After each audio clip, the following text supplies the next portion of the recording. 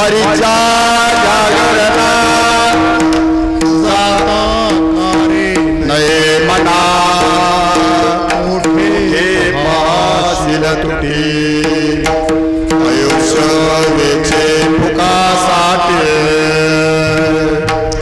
हरीचा जागरणा जाता रे मना कोठे पासिल तुटी आयुष्य वेचे फुकासाठी जासी तुझ जमली ते पोपतील अंधी मोठे हासिल तुटी आयुष्य वेचे फुकासाठी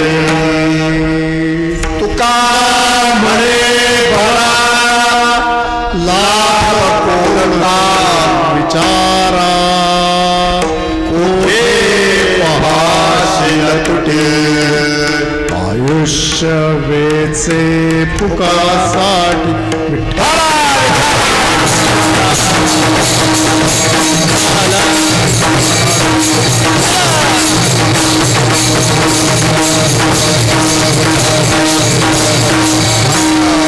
हरीच्या जागरणा जाता राये नये मना कोठे पहाशील तुटे आयुष्य वेचे फुकासाठी पांडुरंगा करो प्रथम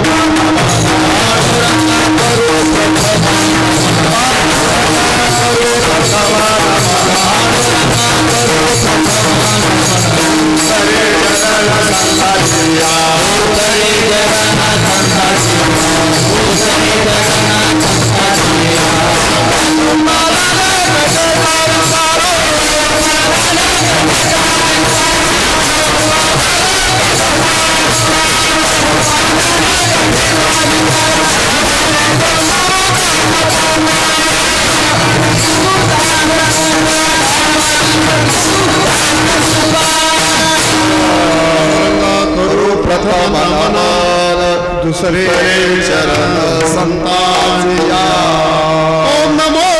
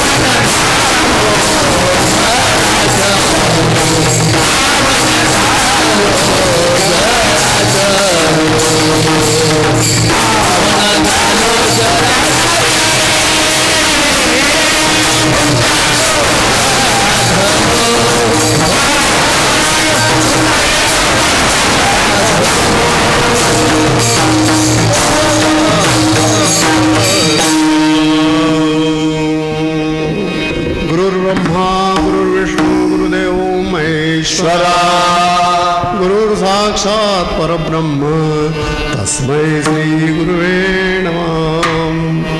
दक्षिणे लक्ष्मणो यस्य वामे तु जनकात्मजा पुरतो मारुति यस्य तं वन्दे रघुनन्दनम्।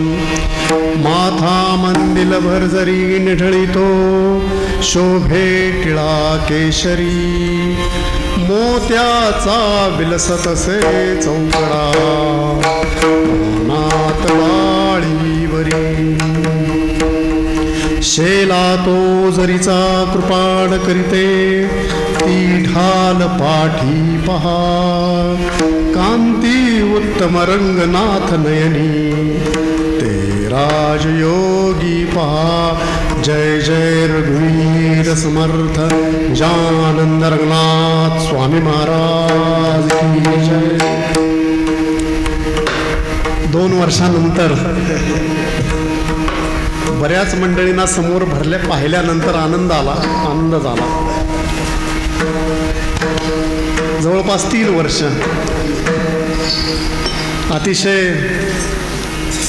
अतिशय अनावस्था प्रसंग समस्त विश्वावर ओढावला होता।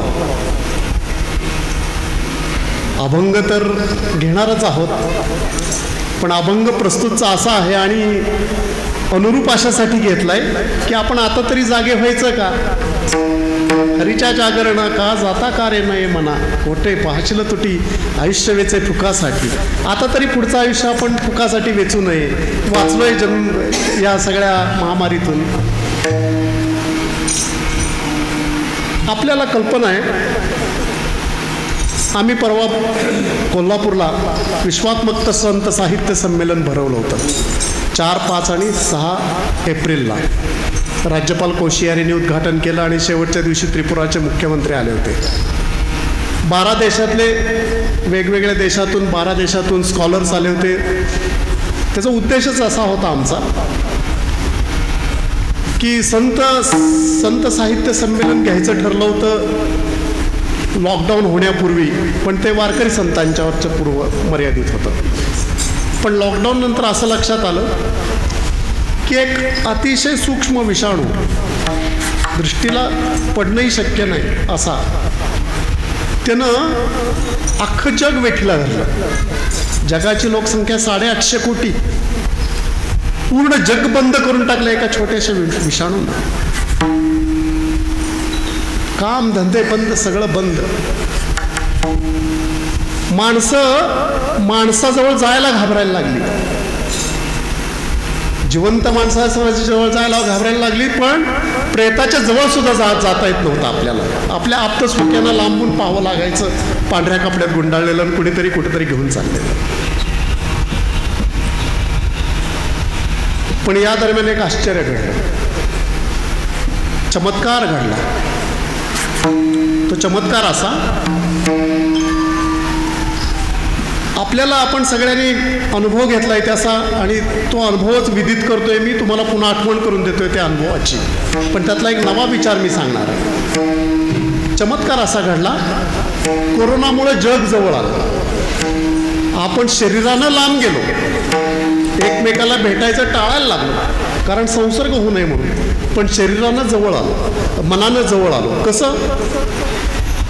सगळं जग बंद होतं, पुंडे महाराज म्हणजे मध्यमवर्गीय आपल्यासारखे उच्च मध्यमवर्गीय कसे तरी जगून निघतील, पण ज्यांचं पूर्ण हातावर पोट आहे अशा कोट्यावधी कामगार, शेतमजूर, शेतकरी यांचं आणि त्यांच्यावर असणाऱ्या कच्च्या बच्चांचं काय होणार? काय खायचं त्यांनी? अशी अवस्था, सगळंच बंद, रोजगार बंद, आपल्याला सगळं, आपण सगळे त्यातून गेलेलो आहोत।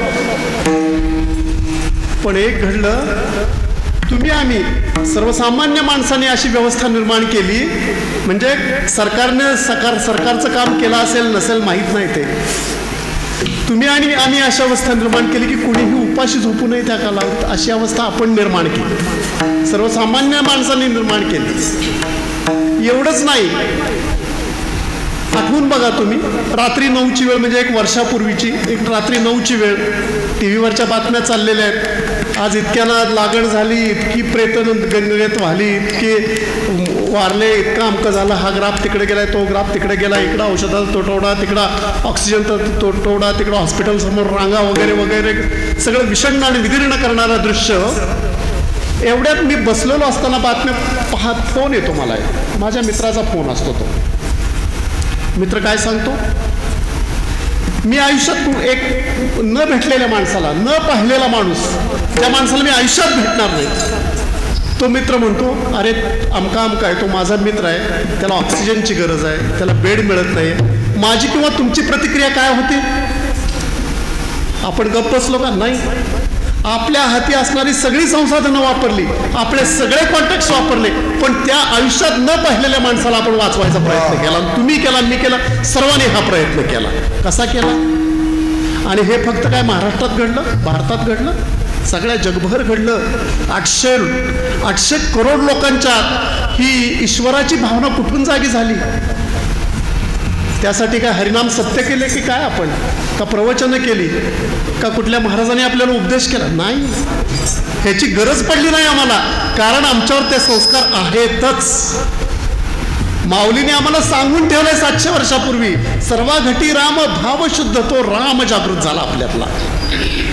प्रत्येकाच्या ठाई जे ईशतत्व आहे, आपल्या प्रत्येकाच्या ठाई तो आत्मा राम बसलेला आहे, तो आत्मा राम झाला आणि आपल्या सहोदराची भावना, विश्वबंधुत्वाची भावना निर्माण झाली. सर्वे सुखिना संतु, सर्वे संतु निरामया, सर्वे भद्राणी पश्यन्तु, मा कश्चित् दुःख भाग भवेत. उपनिषदातली प्रार्थना आहे. बृहत्कारण्य उपनिषदातली ही प्रार्थना, या प्रार्थनेनं सगळं जग जवळ आणलं, सगळं विश्व जवळ आणलं. आणि हा अनुभव तुम्ही आणि मी घेतलेला आहे. एवढंच. असे अनुभव घेताना असं लक्षात आलं की मानवात एकमेकाचं विश्वबंधुत्व निर्माण होण्यासाठी, एकमेकात आपलेपणा निर्माण येण्यासाठी, एकमेकातलं प्रेम दिसण्यासाठी, एकमेकातल्या ईशत्वाचं दर्शन घडण्यासाठी मानवजातीवर एवढं मोठं संकट यावं लागलं. आणि मग असं लक्षात आलं, अरे खरा मनुष्य प्राणी कसा आहे?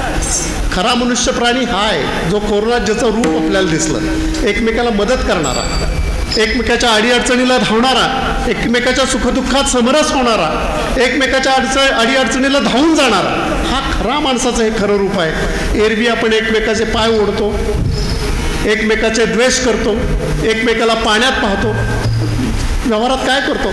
मग आमच्या असं लक्षात आलं की माणसाला त्याच्या खऱ्या स्वरूपाची जाणीव देण्याची गरज आहे.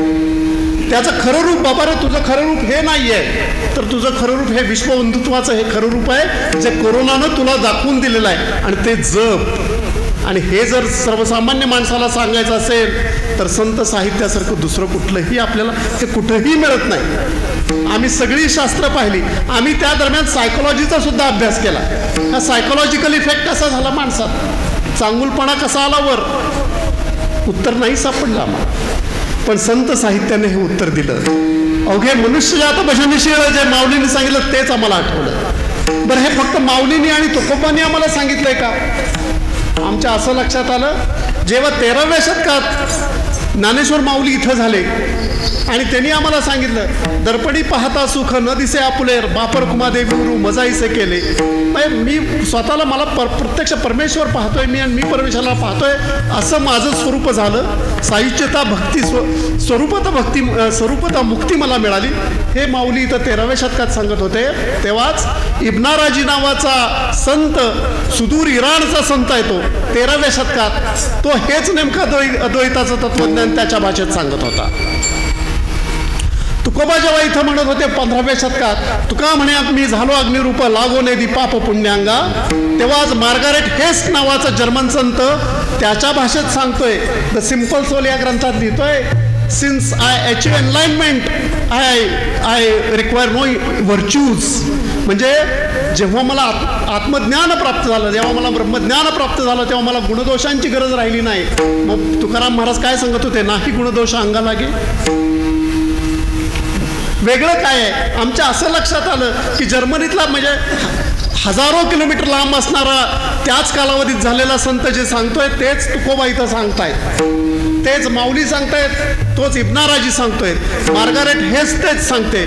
मग ह्या संतांचा एकत्र अभ्यास होणार कधी? यासाठी मग आणि या सगळ्या संतांना जगातल्या वेगवेगळ्या विचारधारेतल्या वेगवेगळी तत्वज्ञान सांगणाऱ्या, वेगवेगळी दर्शनशास्त्र सांगणाऱ्या संतांना एका समान व्यासपीठावर आणायचं असेल तर ते व्यासपीठ तसं मोठं हवंय. म्हणून आम्ही विश्वात्मक संत साहित्य परिषदेची स्थापना केली आणि त्यायोगे विश्वात्मक संत साहित्य संमेलन परवा कोल्हापूरला यशस्वी करून दाखवलं. 16 राज्यातून लोक आले होते, 16 देशातून राजदूत आले होते आपापले पेपर वाचायला. त्यात म्हणजे मुस्लिम राष्ट्रातून आलेच.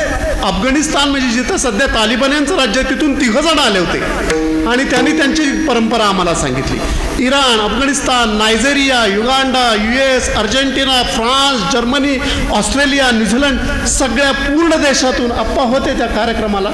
महामहिम राज्यपाल कोश्यारींनी उद्घाटन केलं आणि समारोपाला त्रिपुराचे मुख्यमंत्री विष्णुदेव वर्मा आले होते. सांगण्याचं कारण असं की ह्या माणसाच्या ठाई असणारा माणूस जागृत झाला तेव्हा. आणि मग महाराजांनी आम्हाला 500-600 वर्षापूर्वी सांगितलं होतं की बाबा रे तू जागा का होत नाहीस. अभंगाचा अर्थ अतिशय सोपा आहे. हरीच्या जागरणा जाता कारे नये मना, कोठे पाशील दुटी आयुष्य वेचे पासाठी. कशाला का तुझ्या मनात येत नाही? जागरण चाललंय, जाऊन बसावं. कशासाठी आयुष्य वाया घालवतोय? आता थोडा हे असं आहे की हे जागरण नेमकं कुठलं आहे? झोपेतनं जाग व्हायचं जागरण आहे, शारीरिक झोपेतनं जाग व्हायचं जागरण आहे, का सुप्तावस्थेतून जाग व्हायचं आहे? ते आपण थोडकंसं अभंगाचा जेव्हा भावार्थ उलगडू तेव्हा पाहू. महाराजांनी पुढं असं सांगितलं की हे कशामुळं घडतंय. म्हणजे महाराजांनी फक्त प्रश्न निर्माण केला नाही, हरीच्या जागरणा जाता कार्य नये मना तुम्हाला फक्त प्रश्न विचारला नाही तर त्याचं उत्तरही 3ऱ्या चरणात सांगितलं. म्हणजे जास्ती सुजबुंती ते तो मोकतीला अंती. तुझं असं का होतोय? कारण तू ज्याच्यात गुंतोय ते शेवटी सगळ्या संपणार आहे हे तुला कळत नाही म्हणून तुझं असं होतं. आणि मग महाराजांनी सांगितलंय अरे मग मी सांगतोय त्या मार्गाला ये, मी सांगतोय त्या मार्गाल्यावर काय होईल तू का म्हणे बरा लाभ कोण तो विचारा. तू विचारूच नकोस कुठला लाभ होईल, तो तुझा तुलाच अनुभव होईल. मनुष्य जन्म मिळाला 84 कोटी योनीतून आपल्या वैदिक धर्मशास्त्राप्रमाणे 84 कोटी आपण जन्म घेतले त्यानंतर मिळाला. ज्याचं खरं तर म्हणजे ज्याची इच्छा प्रत्यक्ष स्वर्गीचे अमर देव करतात. स्वर्गीचे अमर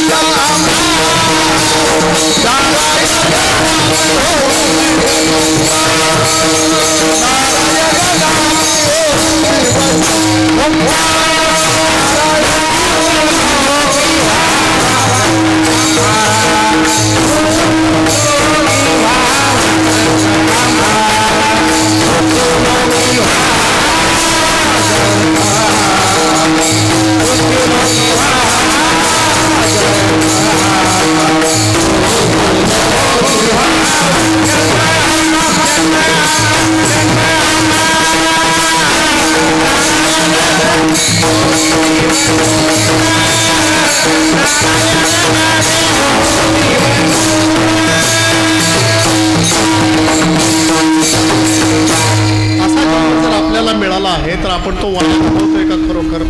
तर नक्कीच घालवतोय वाया, नाही तर महाराजांनी कशाला सांगितलं असतं असं? आपण नेमकं काय करतोय? वाया घालवतोय म्हणजे नेमकं जन्म काय करतोय? व्यवस्थित जगतोय, इकडे हरिनाम सप्त्यात येऊन बसतोय, जेवढं शक्य आहे तेवढे हरिनाम करतोय, पूजा अर्चा करतोय, आपलं सगळं चांगलं चाललंय ना. आमचा जन्म वाया कसा जातो? आमचा जन्म वाया जातोय म्हणजे तुम्ही म्हणाल महाराज तुम्ही म्हणताय खरं, पण जरा उलगडून सांगा वाया जातो म्हणजे. एक छोटीशी कथा सांगतो म्हणजे तुमच्या लक्षात येईल की जन्म वाया जाणं आणि जन्म सार्थकी लावणं यातला फरक काय थोडक्यात आहे. संसारी तर आपणही आहोत. स्वातंत्र्यवीर सावरकरांना 50 वर्ष काळ्या पाण्याची शिक्षा झाली 1896. कशासाठी झाली?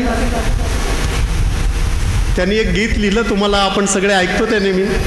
नेमजसीने परत मातृभूमीला सागरा प्राण तळमळला सागरा. गीत लिहिलं. मायभूमीची ओढ, मायभूमी पारतंत्र्यात. त्यांनी तर असा दम दिला, त्या सागराला दम दिला की हे कथिल अगस्तीचा आतारे जो एक आचमनी एक चितव प्याला. सागरा अगस्ती ऋषीनी म्हणजे सागराला आचमन करून प्यालं होतं. कथा मोठी, भागवतात कथाही छान. त्याचा दाखला दिला सावरकरांनी. मार्सेलिसच्या बंदरावर पकडलं. जर तुम्ही गेला असाल म्हणजे जाणं झालं तर बघा, लंडन आणि पॅरिस 30 किलोमीटर म्हणजे सागरी 30 मैलाचं अंतर आहे. फार जास्त नाही आहे, म्हणजे तिकडचं दिसतो आपल्याला. आणि खालनं ती समुद्रातनं अशी ट्यूबवेल आहे, रेल्वे जाते. इकडून चालले, मध्ये बोट आल्यावर पुढं एक 2-3 किलोमीटर फ्रान्सचा किनारा असताना सावरकरांना वाटलं की आपण इंग्रजांचे बंदी आहोत. फ्रान्स तर स्वतंत्र आहे ना, फ्रान्स तर ब्रिटिशांच्या ताब्यात नाही. कदाचित फ्रान्स सरकार आपल्याला राजाश्रय देईल. आणि मग त्यांनी त्या बहिर्देशाच्या निमित्तानं गेलेले आहेत आणि त्या छोट्याशा खिडकी जी होती काचेची, काच फोडली, त्यातून उडी मारली. सगळ्या काचा खरचटलेल्या अंगाला, पाठीला, पोटाला, आणि खाऱ्या समुद्राच्या पाण्यात उडी मारली. 3 तास पोहलाय माणूस. विचार करा कसा गेला असेल. वय वर्ष किती होतं? 26-27 वर्ष फक्त वय होतं त्यांचं. पोचले, पोलिसांनी पकडलं. म्हणजे पोलिसांच्याकडे ते पळत गेलेत. त्यांना वाटलं एकदा पोलिसांनी आपल्याला, फ्रान्स पोलिसांनी पकडलं कारण आपण त्यांच्या भूमीवर विनापरवाना उतरलोय, मग आपल्यावर तो खटला होईल फॉरेनर्स ॲक्ट खाली, आणि आपल्याला तिकडल्या तुरुंगात टाकतील. तो काय खर्च 6 महिन्यात संपेल आणि आपण बाहेर येऊ. पण तोपर्यंत ब्रिटिश पोलीस आले आणि त्यांनी फ्रान्सच्या पोलिसांना पैसे दिले आणि सावरकरांना ताब्यात दिले. सावरकरांचा तो डाव फसला. नंतर मग ते जगभर त्याबद्दल उतरलं. फ्रान्सवर खूप पिकीची झोड झाली. मग फ्रान्सनं इंटरनॅशनल कोर्ट ऑफ जस्टिसमध्ये ब्रिटिशांच्यावर खटला दाखल केला वगैरे वगैरे. तो तपशील जाऊ द्या. पण भारतात त्यांना आणलं गेलं. मुंबईत त्यांचा खटला चालला आणि 50 वर्ष काळ्या पाण्याची शिक्षा सावरकरांना ठोठावण्यात आली. शिक्षा ठोठावल्यावर भायखळ्याच्या तुरुंगात त्यांना हलवलं, कारण त्यांना काळं पाणी म्हणजे अंदमान पोर्ट ब्लेअरला तो सेल्युलर जेल आहे तिथं ठेवायचं. काळं पाणी अशासाठी म्हणायचं, तो सेल्युलर जेल आहे एका बेटावर आणि समोर सगळा आजूबाजूचा समुद्र काळा आहे. तर मासे वगैरे काही नाहीत, पाणी सगळं काळं आहे तिथलं.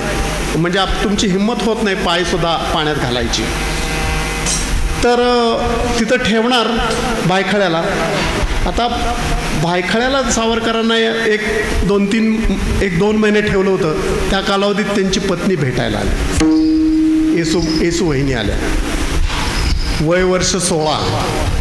कारण लग्न झाल्यानंतर दुसऱ्याच वर्षी सावरकर बॅरिस्टरी करण्यासाठी लंडनला गेलेले. जेमतेम तोंड पाहिला असेल नसेल, एक पती पत्नीची भेटही झाली नव्हती.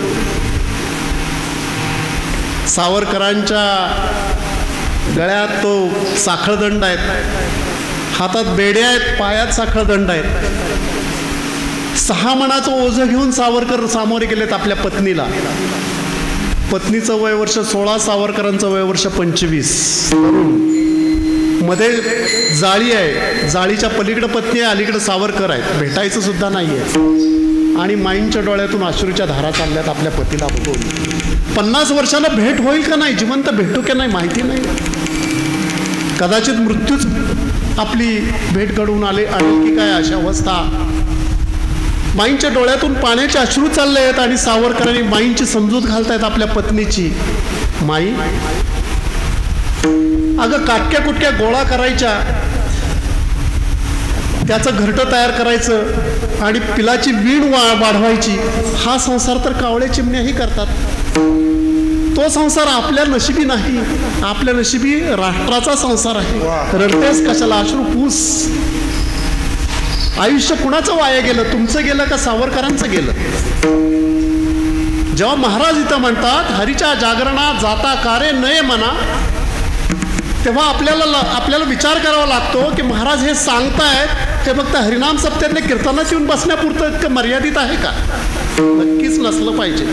मग त्याचा तो धागा नेमका कुठं शोधायचा आहे, त्यासाठी पहिलं चरण बघूया. हरीच्या जागरणा, हरीच्या जागरणा, हरीच्या जागरणा, हरीच्या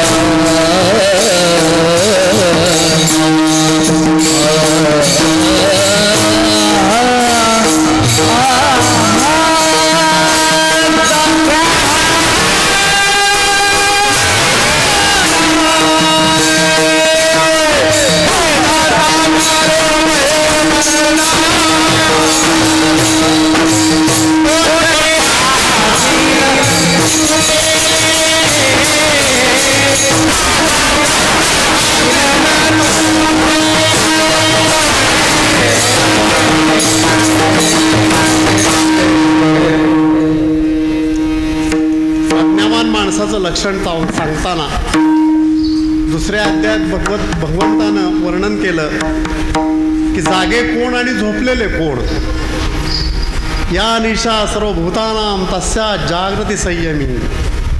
यस्या जागृती भूतानी सा निशा पश्यत मुने. अर्जुनानं विचारलं खरा जागा कोण आणि खरा झोपलेला कोण. परमात्म्यानं सांगितलं या निशा सर्व भूतानाम. सगळी भूतं जेव्हा झोपली, भूत म्हणजे सर्वसामान्य पृथ्वीवरील प्राणी. या निशा सर्व भूतानाम यस्या जागृती संयमी. संयमी माणूस त्यावेळी जागा असतो. संत साधू त्यावेळी जागे असतात. हे जेव्हा सर्वसामान्य पामर झोपलेले असतात तेव्हा संत साधू पुरुष जागे असतात. सावरकर त्यावेळी जागे होते जेव्हा सगळा भारत पारतंत्र्याच्या निद्रेत होता. हेच नेमकं महाराजांनी या अभंगात सांगितले की हरीच्या जागरणा जाता कार्य न ये मना. हरीचा जो जागर आहे, जी भावनिद्रा तुला आलेली आहे, ती टाळण्यासाठी तू काय करतोयस नेमका. तू तुझं आयुष्य वाया घालवतोयस. भावनिद्रा आहे का? नक्की आहे. कारण महाराजांनी पुन्हा एकदा त्याचं प्रमाण आपल्याला दिलेलं आहे की संत काय म्हणजे महाराज सांगतात की ऐसे संत जगी क्रिया करोनी दावती अंगी. किंवा महाराजांनी त्याही पलीकडे जाऊन सांगितलंय की काय वाणू संतांचे उपकार आहे मज निरंतर जाग भीती. संत जागे करतायत, आपल्याला भावनिद्रेतून जागे करतायत. मग ही भावनिद्रा नेमकी कशाची असते? भावनिद्रा आपल्या विचारांची असते. भावनिद्रा आपल्या वर्तणुकीची असते. भावनिद्रा इथं निद्रेचा संबंध शारीरिक निद्रेशी नाही आहे. इथं भावनिद्रेचा संबंध हा मानसिक निद्रेशी आहे. चित्ताच्या निद्रेशी हा संबंध आहे. चित्त आपलं सुप्त आहे आणि ते जागं होण्यासाठी महाराजांनी सांगितले की तू जागरण हरीचा जागर सातत्यानं कर. आणि म्हणून महाराज म्हणतायत हरीच्या जागरणा जाता कार्य न ये मना. कारण काय? त्यामुळं होत आहे काय? कारण तुझं दिवसेदिवस आयुष्य कमी होत चाललंय. म्हणजे माणसाचं सर्वसामान्य आयुष्यमान जर 100 वर्ष धरलं तर साधारणपणे अंदाजे 3600 कोटी सेकंद आपण जगतो. आता आपण 60 वर्ष जगून झालीत, कितीशे कोटी सेकंद आपले वाया गेलेत बघा. म्हणजे महाराज का सांगतायत की बाबा जागा हो वाया घालू नको. क्षणिक हाची करावा विचार करावया पार भवसिंधू. नाशिवंत देह जाणार सकळ आयुष्य खातो काळ सावकाश वगैरे वगैरे. आपल्याला हे क्षणोक्षणी जागा करतायत महाराज. कारण आपली भावनिद्रा त्यांना हलवायची आहे. भावनिद्रेतून आपल्याला जागं करायचं आहे. पण ही भावनिद्रा आपण सोडत का नाही ह्याचं मात्र हे सांगितलंय. 3ऱ्या चरणात महाराजांनी उत्तर दिले. पण त्यापूर्वी आपल्याला हे पाहायचंय की आपलं नेमकं चुकतंय कुठं, कशामुळं आपल्याला ही भावनिद्रा आलेली आहे. एक म्हणजे आपल्यावर मोह झाला आहे. म्हणजे अर्जुनाला जसा मोह झाला होता, ते अर्जुनाला जे भगवद्गीतेत परमात्म्यानं जे तत्वज्ञान सांगितलं किंवा जो उपदेश केला हा सार्वत्रिक असा उपदेश आहे. अर्जुनाला सुद्धा एक मोह आला होता. कर्तव्यच्युत अर्जुन झाला होता. त्याला कळत नव्हतं, संभ्रमावस्था झाली होती. आपली ही अशीच संभ्रमावस्था आत्ता सुद्धा तशीच असते. आपल्याला कळत नाही खरं काय खोटं काय. धुमेना व्रियते वन्नी तथा दर्शन मलेनच. म्हणजे वाऱ्यानं जसा किंवा वाऱ्यानं गर्भ वेढला जातो किंवा आरशावर धूळ बसल्यावर आरसा जरा दिसेनासा होतो, तसा आपल्या मनातला खरा परमात्मा आपल्याला दिसेनासा झाला आहे. कारण त्यावर धूळ असते, आपल्या आयुष्याची धूळ असते, व्यवहाराची धूळ असते, आयुष्यात करणाऱ्या व्यवहाराची आपली धूळ असते. ती पाटी स्वच्छ केली पाहिजे. महाराजांनी उदाहरण देताना सांगितलं किंवा माऊलींनी याबद्दलची बरीचशी उदाहरणं दिलेली आहेत ज्ञानेश्वरीत सुद्धा. आपण कर्तव्यच्युत असतो आणि त्यामुळं आपल्याला ही भावनिद्रा आलेली असते आणि त्यातूनच जाग करा असं महाराजांनी या पहिल्या चरणात सांगितलेलं आहे. म्हणजे आद्य शंकराचार्यांचे शिष्य विद्यारण्य स्वामींनी पंचादशी नावाचा अतिशय एक सुंदर ग्रंथ लिहिलेला आहे. त्यात कथा आहे की माणूस मोहित कसा होतो, माणूस वाहवला कसा जातो. आणि एकदा माणूस वाहवला गेला, एकदा मोहवश झाला, एकदा दुःखवश झाला आणि मग त्या शोकाच्या दुःखाच्या एक पायऱ्या कशा संपतात त्याचं उदाहरण या छोट्याशा कथेतून दिलेलं आहे. कथा अशी की 10 यात्रेकरू यात्रेला निघालेले आहेत. पूर्वीच्या काळची कथा आहे. म्हणजे आद्य शंकराचार्य 7व्या शतकाच्या आधी होऊन गेले. कथा अशी की 10 यात्रेकरू यात्रेला निघालेले आहेत. चालत जायचं, गंगा नदी लागली. एवढी नदी पार करायची आहे मोठी, पण आपण 10 जण सुखरूप हा भवसागर पार करू का नाही ही त्यांना शंका आहे. म्हणून त्यांनी एक युक्ती केली. त्यांनी एकमेकाच्या एक हातात हात धरले. अशी साखळी आपण आजही पुरातून जाताना, म्हणजे आता सगळीकडे पूल झालेत म्हणून, आजही पूर्वी आपण शाळेला वगैरे जाताना पुरातून मुलं असे आम्ही जायचो एकमेकाचे हात धरून, म्हणजे एकमेकाचा आधार, एकाचा जरी पाय घसरला तरी दुसरा त्याला आधार द्यावा अशा पद्धतीनं. 10 जणांनी एकमेकाचे हात हातात धरलेत आणि गंगेतून 10 जण पार करत चाललेले आहेत. पलीकडे गेले सगळे आणि म्हणले आपण 10च्या 10 सुखरूप या किनारी आलो काय हे पाहण्यासाठी म्हणले आपण मोजणी करूया. मग त्यांनी सुरुवात केली. 1 2 3 4 5 6 7 8 9. अरे म्हणजे 9च, 10वा गेला कुठं? मग वाहून गेला की काय गंगेत? त्याला धक्का बसला. अरे आपण 9 जणच कसे? शोक करायला लागले. त्यातला दुसरा म्हणला अरे तू चुकीचा मोजतोय, मी मोजतो. म्हणून दुसरा मोजायला लागला. 1 2 3 4 5 6 7 8 9. पुन्हा 9च, 10वा कुठे गेला? तिसऱ्यानं मोजले, सगळ्यांना 9च भरायला लागले. मग ते डोक्याला हात लावून बसले आणि शोक करू लागले की आमच्यातला एक सहकारी, एक यात्रेकरू नदीच्या पाण्यात वाहून गेला. त्यांना दुःख झालं, मोहवश झाले. तेवढ्यात एक तिकडून पांथस्थ चालला होता. 10 यात्रेकरून एकमेकाला 10 मोकलून रडतायत. कशासाठी रडतायत? काय त्यांना अडचण आली, काय त्यांच्यावर संकट असेल म्हणून तो त्यांच्या जवळ गेला आणि त्यांना विचारलं तुम्ही शोक का करताय? तर त्यांनी सांगितलं आम्ही 10 यात्रेकरू नदी पार करण्यासाठी एकमेकाच्या हात धरून नदी पार करण्यासाठी नदीत पात्रात निघालो आणि अलीकडे येऊन पाहतोय तर आम्ही 9 जण आहोत, आमच्यातला एक वाहून गेलाय, तो सापडत नाहीये. म्हणले कसे? म्हणले हे बघा ना, 1 2 3 4 5 6 9च. त्याच्या लक्षात गफलत आली, ही काय मंडळी गडबड करतायत लक्षात आली. तो म्हणला ठीक आहे, आता तुम्ही एका रांगेत उभा राहा, मी मोजतो. मग त्यानं 1 2 3 4 5 6 7 8 9 आणि तू 10वा असं सांगितलं. म्हणजे व्हायचं असं की जो माणूस मोजायचा तो स्वतःला मोजायचं विसरायचा आणि इतर 9 जणांना मोजायचा. आणि मग तरी त्यांचा विश्वास बसेना. मग म्हणले आता तू स्वतः मोज. मग त्यानं मोजायला सुरुवात केली. तो यात्रेकरू उभा राहिला, त्यानं त्याचा हात पकडला. 1 2 3 4 5 6 7 8 9 आणि तू 10वा. आणि मग त्यांना आनंद झाला. दृष्टांत संपलेला आहे. पुढे विद्यारण्य स्वामी सांगतात की ह्या 6 मोहाच्या 6 पायऱ्या मोहाच्या यातून सांगितले गेलेले आहेत. पहिल्यांदा दुःख, मोहातून येणारं दुःख, स्वप्नावस्थेत येणारं दुःख, जागृत नसताना येणारं हे दुःख आहे. ते दुःख असं की जोपर्यंत दुसरा येत नाही, गुरु येत नाही, तो दाखवत नाही की तू 10वा आहेस, तेव्हा त्याचे शोकाची निवृत्ती झाली. पण तरी खात्री नाही पडली. त्याला गुरुनं फक्त सांगितलं की तुम्ही मोजा, तुम्ही 10 आहात. गुरुनं मार्ग दाखवला कसे मोजायचे ते. पण पुन्हा मात्र साधना स्वतःलाच करायची म्हणून त्याने स्वतःनं मोजले आणि मग शोक निवृत्ती होऊन आनंद प्राप्ती झाली. अशा पद्धतीनं हे सगळे निद्रावस्थेत किंवा भावावस्थेत होते ते जागृत झाले. ही जागृत अवस्था आहे.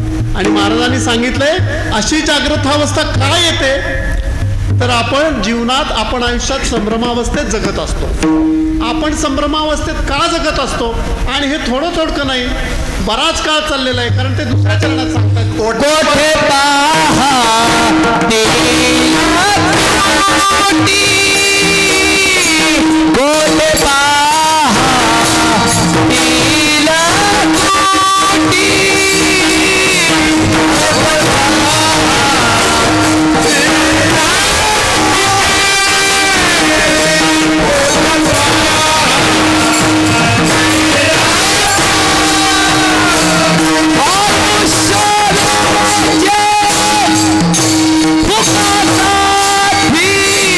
आयु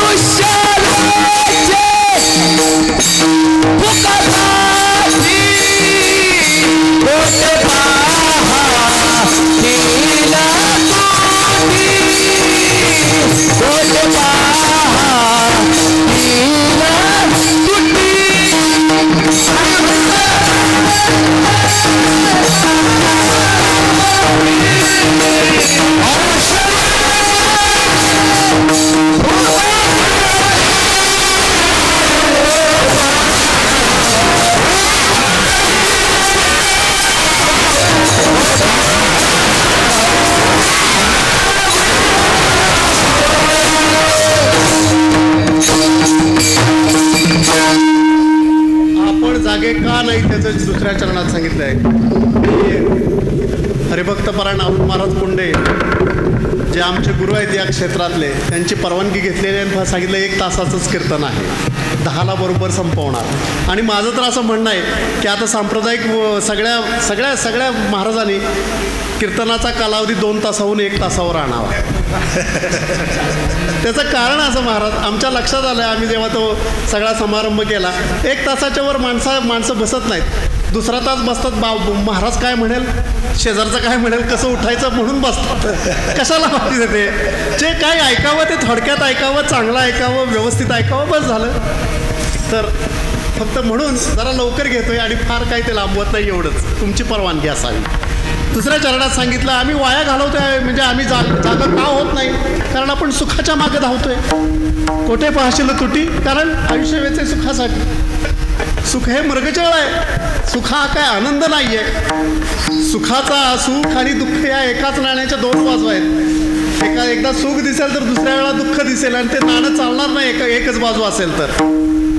आणि आनंद या सगळ्या पलीकडचा आहे. आणि मग सुख काय आणि दुःख काय हे काय अगदा मी स्पष्ट करून सांगायची गरज नाही.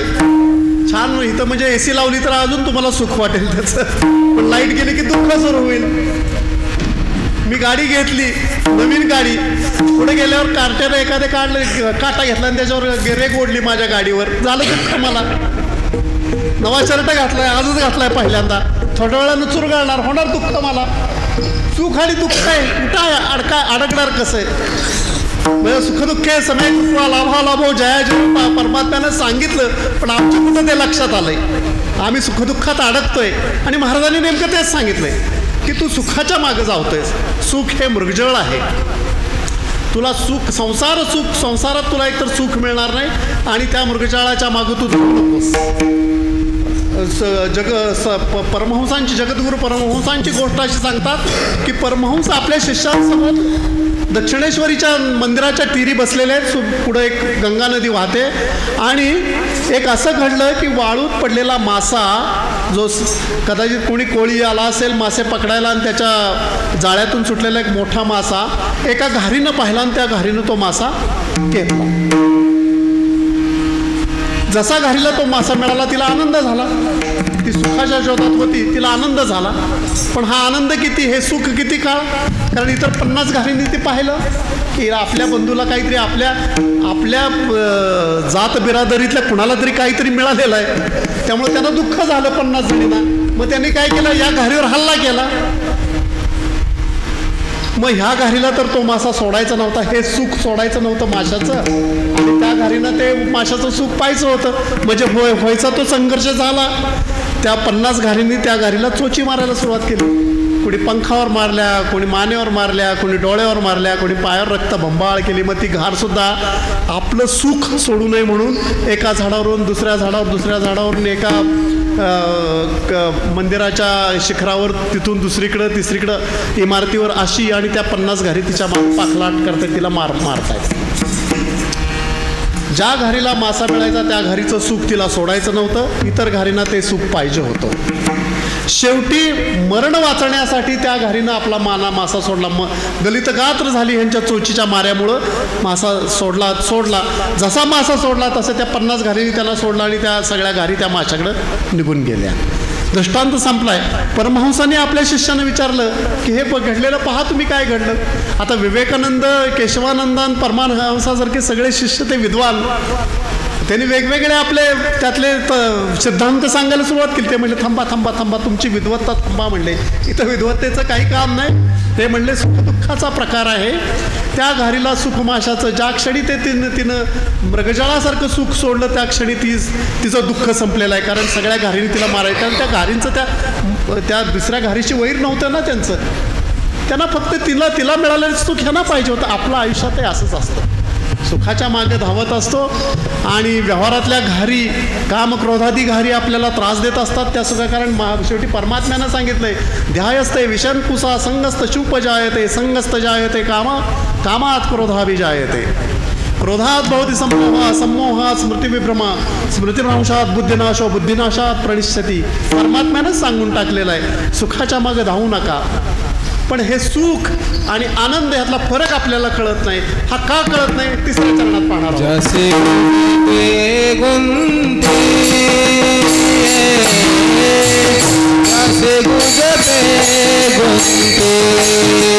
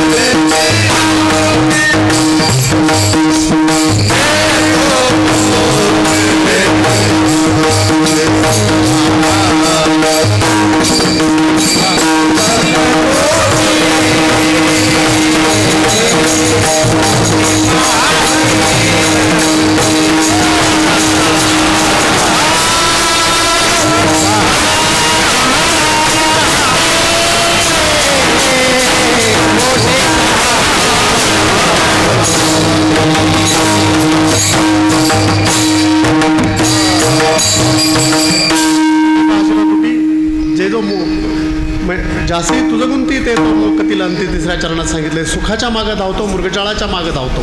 आणि त्याचं कारण तिसऱ्या चरणात सांगतायत. पहिल्या चरणात सांगितले जाग का होत नाही? कारण भावनिद्रा आहे. त्या भावनिद्रेतून जाग होण्यासाठी काय आहे? हरीचा जागर कर. हरीचा जागर कसा करायचा आहे ते आपण शेवटच्या चरणात पाहणार आहोत. पण हरीचा जागर करताना महाराजांनी सांगितले का तुझला भावनिद्रा का आहे? कारण तू सुखाच्या मृगजळाच्या मागं लागलेला आहेस. हे सुख काही सार्वत्रिक नाही, हे सुख काही कायमचं राहत नाही आपल्याकडे.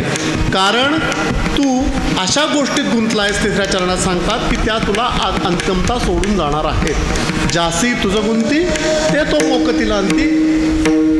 अशा गोष्टीत गुंतला आहे की ज्यातून तुला सुख मिळेल, पण त्या गोष्टी संपल्यावर, त्यांचा नाश झाल्यावर तुला येणार आहे ते दुःख आहे.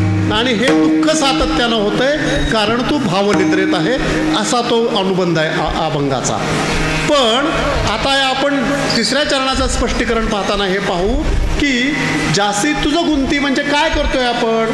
तो ते मोकतीला अंती. आपण कशा कशात गुंतलेलो आहोत की ज्या गोष्टी आपल्याला सोडून जाणार आहेत. जगद्गुरूंनी म्हणजे आपल्या भारतवर्षावर 6व्या आणि 7व्या शतकात जेवढी संकट आली तेवढी कधीही आली नाहीत ह्या हिंदू राष्ट्रावर. हिंदू राष्ट्रावर पहिलं संकट कुठलं आलं? 6व्या शतकातलं. इथे इतिहासाचे विद्यार्थी असतील तर त्यांनी सांगावं. पहिलं संकट बाह्य नव्हतं, अंतर्गत संकट होतं हिंदुस्थानावर. ते म्हणजे इथला चक्रवर्ती सम्राट अशोकानं बौद्ध धर्माचा स्वीकार केला आणि अहिंसा अंगीकारली. सम्राटानं अहिंसा अंगीकारली, त्यामुळं लगेचच त्या पाठोपाठ कुणावर टीका करत नाही. आत्ताच सर्व म्हणजे विश्वात्मक संत साहित्य संमेलन झाले ना, आम्ही सांगितले सगळे धर्म सारखे आहेत, पण ते एक इतिहास उलगडतोय. आणि जैन धर्माचा उदय झाला आणि त्यांनी तत्त्वज्ञान सांगितलं अहिंसा परमो धर्म. अहिंसा हाच परमधर्म. त्यामुळं आमच्यातलं क्षात्रतेज कमी झालं की काय अशी शंका आली. आणि पहिल्यांदा कोण आला? गजनीचा मोहम्मद आला, खैबर खिंडीतून आला. आणि 17 वेळा सोरटी सोमनाथ लुटला त्यानं. आणि त्यानंतर मग घोरी गेले की खिलजी आले, खिलजी गेले की मोगल आले, मोगल गेले की इंग्रज आले. 1000 वर्ष. कारण आम्ही आमचं क्षात्रतेज पूर्ण लयाला घालवलेलं होतं. अहिंसा हेच खरा धर्म आहे असं आम्हाला हे हिंदुस्थानातल्या लोकांना वाटू लागलं होतं. परमात्म्यानं आम्हाला सांगितलं होतं कृष्णाच्या चरित्रातून आम्ही काय शिकायचं, प्रभू रामचंद्रांच्या चरित्रातून आम्ही काय शिकायचं. प्रभू रामचंद्रांच्या चरित्रातून आम्ही शिकायचं की empower yourself and then empower others. म्हणजे स्वतःला सक्षम करा आणि मग इतरांना सक्षम करा. विचार करा, प्रभू रामचंद्र अयोध्येचा राजा, त्याचा सासरा जनक अनेक मोठा चक्रवर्ती सम्राट. आपली पत्नी पळवून नेल्यावर रावणानं त्याला काय अयोध्येसनं सैन्य बोलवता आलं नसतं का जनकाची मदत मागता आली नसती. प्रभूंनी ते केलं नाही. का नाही केलं प्रभूंनी? काय अवघड होतं त्यांना? अहो 4 भाऊ होते, इतर 3 भाऊ, ते 2 भाऊ तर तिकडंच होते ना, ते अयोध्येतच होते की भरत आणि शत्रुघ्न. त्यांना सुद्धा बोलवलं नाही का? तर त्यांना माहिती होतं या यज्ञसंस्थेवर जे असुरांचे हल्ले होत आहेत, जे वनात राहणारे माझे बांधव आहेत, वनात राहणारी माझी जी प्रजा आहे, जी गरीब आहे, त्यांच्यावर हल्ले होत आहेत, ऋषीमुनींच्यावर हल्ले होत आहेत, यज्ञसंस्था उद्ध्वस्त केली जाते, आसुरी प्रवृत्ती वाढीला लागली. हे ज्या लोकांना त्रास होते त्या लोकांनाच एम्पॉवर केलं पाहिजे, त्याच लोकांना सशक्त बनवलं पाहिजे, त्याच लोकांना सक्षम बनवलं पाहिजे. म्हणून या वनाचारातून त्यांनी सेना उभी केली, त्यांना एम्पॉवर केलं. प्रभूंनी काय केलं? प्रभूंनी एम्पॉवर केलं लोकांना आणि त्यांच्या मार्फतच त्या असुरी शक्तींचा. कारण त्याला माहिती होतं, प्रभूंना रामचंद्रांना माहिती होतं, आज मी युद्ध जिंकेन, उद्या अयोध्येत जाऊन पुन्हा सुखविलास भोगेन, तेव्हा ह्या प्रजेचं काय होणार? याला जर असंच पंगू मी ठेवलं, याला जर असंच मी दुसरीकडून कुठं बळ आणून त्यांचं जर संरक्षण केलं तर यांचं पुढं काय होणार? प्रभू रामचंद्रांनी एक शिकवण दिली आपल्या या हिंदू राष्ट्राला, एम्पॉवर युअर सेल्फ फर्स्ट. स्वतः सक्षम बना आणि इतरांना सक्षम करा. आम्ही हे विसरलो तत्वज्ञान. आणि हेच तत्वज्ञान प्रभूंचं ज्या क्षणी विसरलो त्या क्षणी आमच्यावर परकीयांची आक्रमण झाली, परधर्मांची चक्रियांचा आम्हाला दमनकारक स्वीकारावा लागला. श्रीकृष्णांच्या चरित्रातून आम्ही काय शिकायचं? No appeasement at any cost. सातत्यानं आम्ही म्हणजे श्रीकृष्णाचं चरित्र पाहिलं. एक तर कारागृहात जन्म झाल्या जीव घेणा हल्ला, नशिबानच बिचारा वाचला.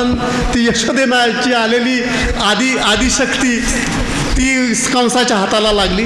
तिथून सुरुवात ते शेवटपर्यंत काय आयुष्य आहे म्हणजे त्या अवतारी पुरुषाचं. प्रत्येक ठिकाणी एकतर अवहेलना, प्रत्येक म्हणजे राजा म्हणून जन्माला आला, चक्रवर्ती सम्राट म्हणून जन्माला आला, पण गवळ्याच्या घरात वाढावं लागलं. द्वारकेतून पलायन करून द्वारकेला यावं लागलं. किती प्रकार करावे, किती प्रकार त्यांनी सोसले. पण त्यांनी एक शिकवलं आपल्याला, कायमपणे प्रिपेअर राहायला पाहिजे. प्रिपेअर्डनेस. कुठल्याही संघर्षाला सातत्यानं तयार राहा. मग तो संघर्ष मानसिक असो किंवा भौतिक संघर्ष असो. आणि स्ट्रॅटेजिक ठेवा. नो अपिजमेंट. जवळचा माणूस, कितीही जवळचा माणूस चुकीचा वागत असेल तर त्याला प्रायश्चित्तच द्या. No appeasement at any cost. स्वतःच्या मुलांनाही त्यांनी हे केलं नाही. म्हणजे कौरव जिथं चुकले ना तिथं स्वतः सारथी होऊन राहिले ना. अर्जुनाला सांगितलं लढ, तो लढत नव्हता तर त्याला गीता सांगितली, कर्मप्रवण केलं. हे श्रीकृष्णाने आम्हाला शिकवलं आणि हे सगळं आम्ही विसरलो दुर्दैवाने. आणि आम्ही गुंतलो कशात? काही वेगवेगळ्या तत्वज्ञानात गुंतलो गेलो. ज्यासी तुझं गुंती ते तो मुकतील अंती महाराजांनी सांगितलं. वजश्रवा ऋषींनी आमचं कसं झालंय माहिती आहे का? वजश्रवा ऋषींनी यज्ञ केला. यज्ञात दान द्यायचे असतात. गोधन हे त्यावेळेचं धन, आणि दान देताना त्यांनी सगळं गोधन दान दिलं. समर्पित म्हणजे ते हवीर भाग हे करायचं आणि दान एकमेकाला द्यायचं. हातावर उदक घेऊन सोडायचं. वजश्रवा ऋषींचा मुलगा या शेजारी बसला होता नचिकेत.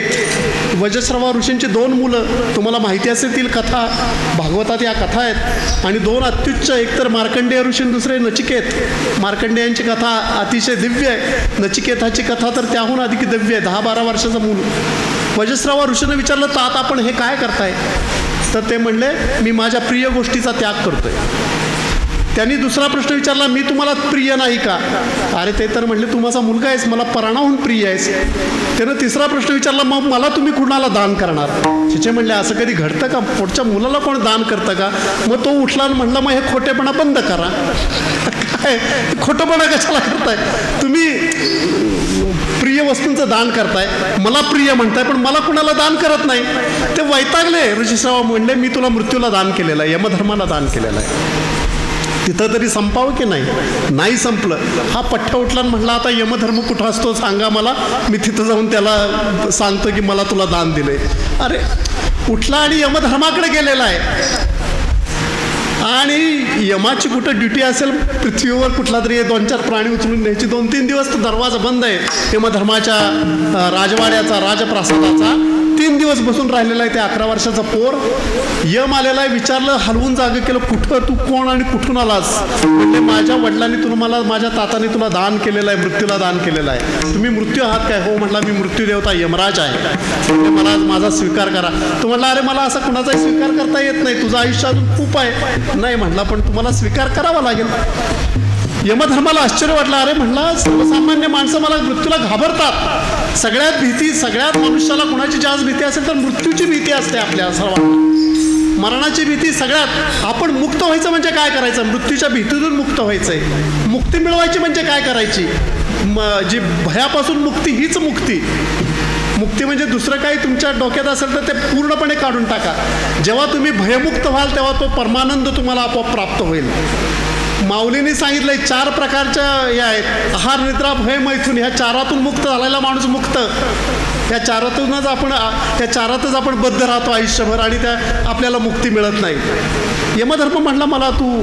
आणि मग नचिकेतानं प्रश्न विचारला यमधर्माला, माणसं मृत्यूला का घाबरतात? यमधर्म आणि नचिकेताची जी प्रश्नोत्तरं ते कठोपनिषद. नचिकेतानं विचारलेले 8 प्रश्न आणि यमधर्मानं दिलेली 12 उत्तरं, अशा 20 श्लोकाचा कठोपनिषद झाला तयार. मग यमधर्मानं, नचिकेतानं जो पहिला प्रश्न विचारला की मृत्यूला लोक का घाबरतात, तेव्हा यमानं सांगितलं, मृत्यूला लोक 3 कारणासाठी घाबरतात. त्याला 3 प्रकारच्या तृष्णा असतात, 3 प्रकारच्या आसक्ती आयुष्यात असतात. मृत्यूसमोर दिसतात, बाळगलेल्या आसक्ती खोट्या होत्या हे लक्षात येतं आणि माणूस मृत्यूला घाबरतो. त्या 3 तृष्णा, त्या 3 आसक्ती कुठल्या? पहिली पुत्रेष्णा, माझ्यानंतर माझ्या मुलाबाळांचं काय होईल, ही काळजी असते माणसाला. मृत्यूनंतर माझी मुलाबाळांचं ठाकठीक राहील का, ही काळजी असते. पुत्रेष्णा. दुसरं वित्तेष्णा, मी गेल्यानंतर मी हा पसारा गोळा केला या इस्टेटीचा, त्याचं काय होईल, ही काळजी असते माणसाला. तिसरी लोकेष्णा, मी गेल्यावर माणसं मला काय म्हणतील, ही काळजी असते माणसाला. आता ह्या 3ही काळज्या मी तुम्हाला विचारतो, त्याचं काय होतं? आपले वडील वारले, आपले आजोबा वारले, आपले पणजोबा वारले, आपले खापर पणजोबा वारले, त्यांचं काय झालं? काहीच झालं नाही. जन पळभर म्हणतील हाय हाय, मी जाता राहील कार्य काय, काही होणार नाही. चंद्र उगवतील, सूर्य उगवतील, तारे आपुला मार्गाक्रमतील, सगळं जिकडल्या तिकडं चालू असतं, पण माणूस त्या खोट्या गोष्टीत गुंतलेला असतो. म्हणून महाराजांनी सांगितलं, जास्ती तुझं गुंती ते तो मोकतीला हंती. जगद्गुरु शंकराचार्यांनी 1-2 तत्वज्ञानं आपल्याला अतिशय महत्त्वाची सांगितली हिंदू वैदिक धर्माची, आद्य सनातन वैदिक धर्माची. ते म्हणजे त्यांनी सांगितलं, हे जग माया आणि ब्रह्म या 2 विभागातलेलं आहे. माया ती की जे नष्ट होणारी आहे, ब्रह्म ते की जे सातत्यानं टिकणार आहे. फार मोठा विषय आहे आणि वेळ नाही, त्यामुळे यात जाणार नाही. पण ही माया असते, पुत्रेष्णा, वित्तेष्णा, लोकेष्णा, ही माया आहे. ही माया नष्ट झाली म्हणजे मुक्त होतो. आपण त्यात गुंतलेलो असतो. महाराजांनी सांगितलं, तुला दुःख का होतंय, तू सुखाच्या पाठीमागं का लागतोयस? कारण तुला या खोट्या गोष्टीत गुंतावंसं वाटतंय. अशी तुझं गुंती ते तो मोकतील अंती, त्या सगळ्या नष्ट होणार आहेत, त्यातून दुःखच होणार आहे, हे तुला माहीत नाही. आणि ह्या अज्ञानरूपी निद्रेत तू आहेस, त्यामुळं तू सुखाच्या मागे धावतोयस, त्यामुळं तुला हरीचा जागर करावा असा वाटत नाही, असा हा भावार्थ आहे. आणि हे सांगितल्यावर महाराजांनी सांगितलं, हे जर तुला सगळं जमलं तर काय चौथं चरण आहे.